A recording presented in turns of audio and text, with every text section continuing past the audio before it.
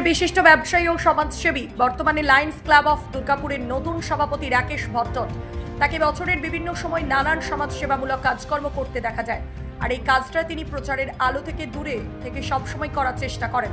তবে এবার তার জন্মদিন উপলক্ষে দুর্গাপুর মহকুমা হাসপাতালের প্রসূতি বিভাগে ভর্তি থাকা সমস্ত মায়েদের লায়ন্স ক্লাবের সদস্যদের সঙ্গে নিয়ে দুর্গোৎসবের আগে হরলিক্স ও নতুন শাড়ি উপহার হিসেবে হাতে তুলে দিতে দেখা যায় তাকে।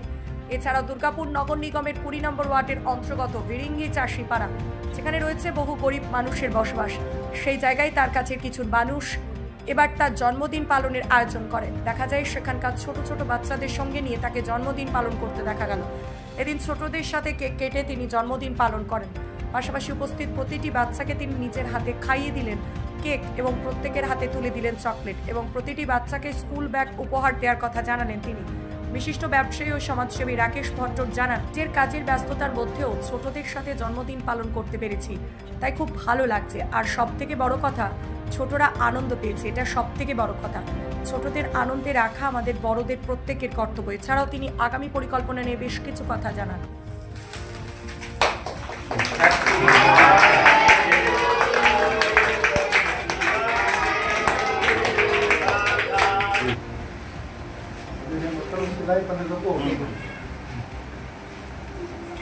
सब दे देंगे हम लोग।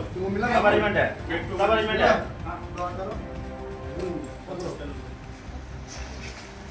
अबू चॉकलेट नहीं आता। चलो आप चलो।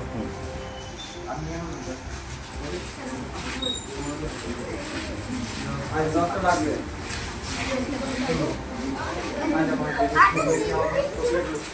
तो ये खत्म है। आजा सब आप पेपर पेपर चॉकलेट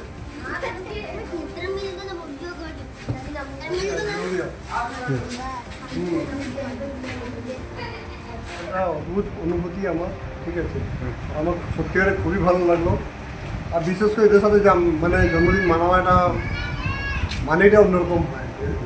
এরা যে খুশিটা পায় সেটাই আমার আসল খুশি। আমার জন্মদিন মানে আমার কোনো খুশি নেই, কিন্তু এরা যে খুশিটা পায় সেটাই আমার আসল খুশি। ওই মানে শুনে বাজে লাগলো। আমি ব্যস্ত থাকার জন্য মানে আমি একটু আসতে দেরি হয়েছে, কিন্তু নেক্সট টাইম চেষ্টা করবো যে টাইমেই আসবো, যাতে আমি ওদের জন্য ওয়েট করি, ওরা যেন আমার জন্য ওয়েট না। যেটা আমরা এখন নিয়েছি মহলের সময়, আমরা দুর্গাপুরের 4-5টা এরিয়া ডিরেক্ট করবো, ওইখানে আমরা বস্ত্র বিতরণ করবো। আর আপনাকে বলি, এখন থেকেই বলে রাখি, নেক্সট টাইম আবার আমরা এই যে আজকে যেটা করলাম, উইদিন 6 মান্থ আরেকটা আমরা করবো, মে মাস, সামনে বছর মে মাসে করবো। হসপিটালে আরেকবার ওই শাড়ি আর ছোটো বাচ্চাদের বস্ত্র বিতরণ আর হরলিক্সটা মে মাসে আরেকবার আবার করবো। আর যেটা হচ্ছে আপনি বলছিলেন যে ওই যে গ্রিন দুর্গাপুর, গ্রিন দুর্গাপুর আমার এটা একটা মানে প্ল্যান আছে যে আমরা ম্যাক্সিমাম পেড় লাগাবো, গাছ লাগাবো, তার সাথে সাথে আমরা ডাস্টবিন কিছু প্রোভাইড করবো, কিছু জায়গায় আমরা হাউসকিপিং মেনটেন করবো। এর সাথে একটা আমি উদ্যোগ যেটা নিয়েছি যে গাড়ির থেকে মানুষজন নোংরা বাইরে ফেলে, আমরা যে দেখছি যেটা বুঝতে পারি যে গাড়ি কার ডাস্টবিন ওটা আমরা ডিস্ট্রিবিউট করতে চাই। সব কটা গাড়িকে আটকে গাড়ি করিয়ে ওদেরকে ডাস্টবিন দেবো, যাতে আপনারা বাইরে কিছু না ফেলেন, এর মধ্যে ফেলেন, তাতে আমার কিছু শহরটাকে পরিষ্কার রাখা যাবে। এর সাথে আমরা একটা মানে দুর্গাপুরের জন্য আরেকটা পরিকল্পনা, যেটা গ্রিন দুর্গাপুরের সাথে নিয়েছি, যেটা সেফ দুর্গাপুর। আমরা সেফ লাইফ নিয়ে একটা কাজ করছি, ট্রাফিক গার্ডের সাথে মিশে নানা রকম জায়গা আমরা মানে ট্রাফিক অ্যাওয়ারনেস করছি।